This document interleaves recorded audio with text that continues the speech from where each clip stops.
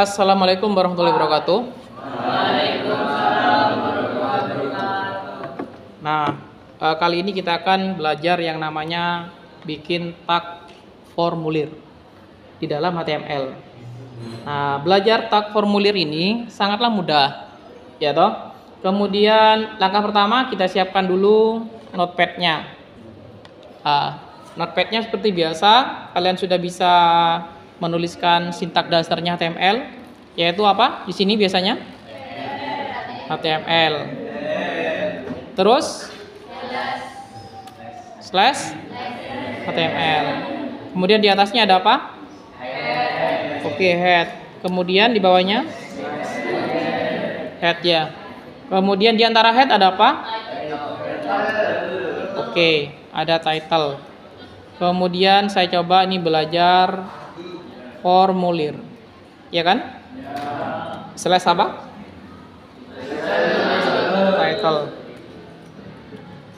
Nah, kemudian setelah ini di bawahnya penutup head ada apa? Oke. Kemudian slash body. Nah, seperti ini. Kemudian kita kasih coba kata-kata halo, saya belajar formulir dengan HTML. Kita simpan dulu. Cara menyimpannya file save. Kemudian kalian simpan di folder. Misalkan di sini Pak Kavin simpannya di dokumen. Kemudian Pak Kavin sudah siapkan folder program. Jadi tinggal diklik aja. Nah, kemudian di sini Pak Kavin kasih nama, misalkan formulir sudah ada. Form ya. Form titik HTML. Jangan lupa di bawahnya diganti apa? All files. Oke, yang ini ini awalnya kan tidak ada ini. Sebentar. Form titik HTML. Kemudian kita save. Nah, untuk melihat hasilnya langsung saja kita arahkan ke tempat yang tadi, dokumen, kemudian apa? Program. Nah, nih form ini. Yang ini awalnya kan nggak ada. Kan ini cuma iya kan? Kita klik 2 kali hasilnya kita lihat. Nah, seperti ini tampilannya. Nah, di dalam belajar formulir itu kita menggunakan tag, yaitu tag form. Oke, kita coba buktikan. Di sini kita tinggal menuliskan saja seperti ini, form. Kemudian di bawahnya slash form.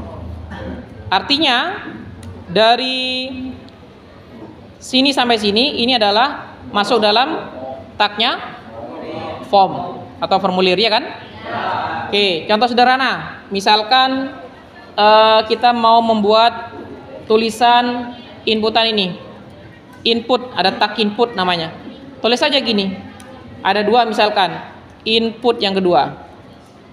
Nah, di dalam HTML kita enter berpengaruh apa tidak ini? Tidak berpengaruh kan? Kita coba dulu, kita simpan. File, save. Kemudian kita lihat hasilnya. Ini kita refresh saja hasilnya nih. Nah, ada di sini. Lupa kok nggak ke bawah Pak? Padahal di codingnya ke bawah. Biar ke bawah kita tambahkan tag apa di sini? BR bisa. Jadi sini kita tambahkan BR. Nah, BR itu adalah enter. Kita simpan file, save biasa aja. Ya kan? Kemudian kita refresh programnya. Setiap melakukan perubahan kita refresh. Nah, hasilnya kita tuh bisa menuliskan sesuatu di sini.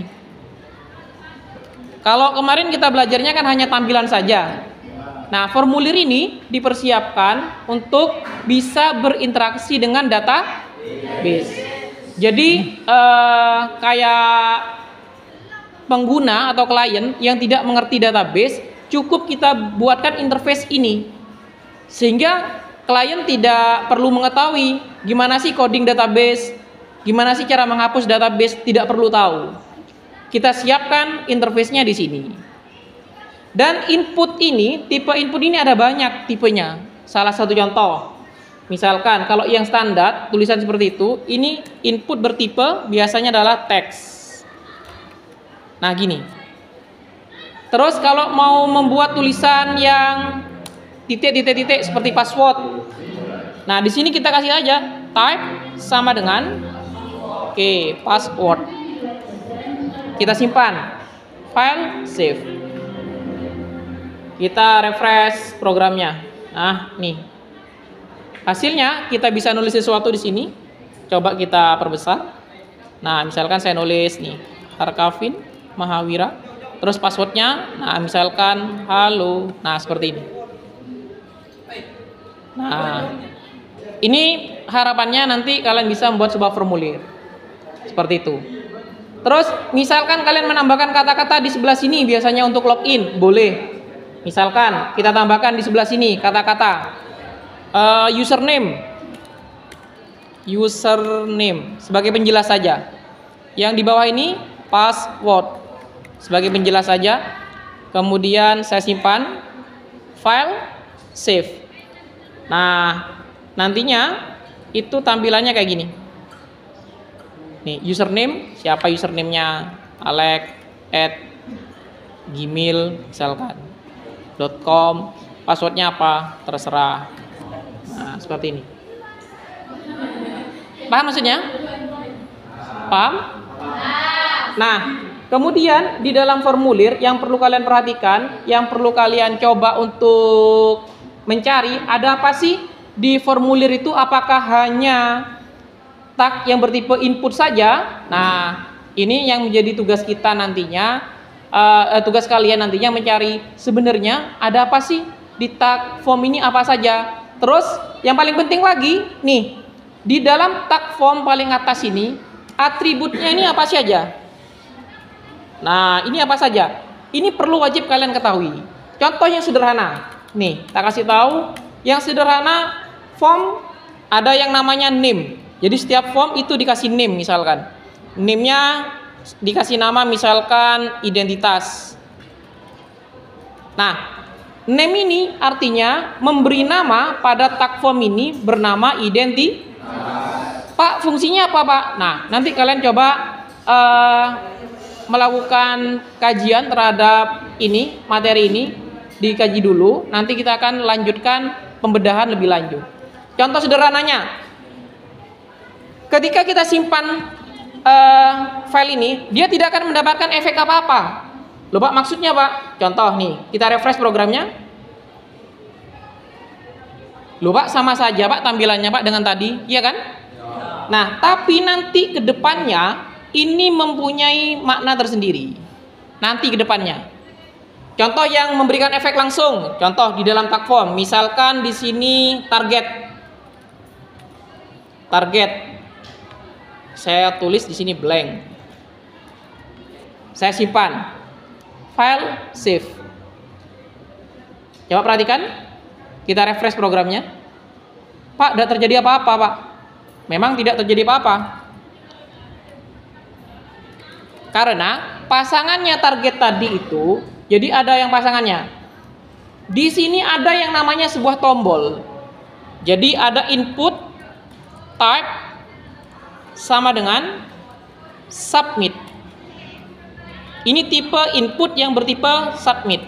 Kemudian value, nah apa fungsi value? Nah, sama dengan ini, kirim.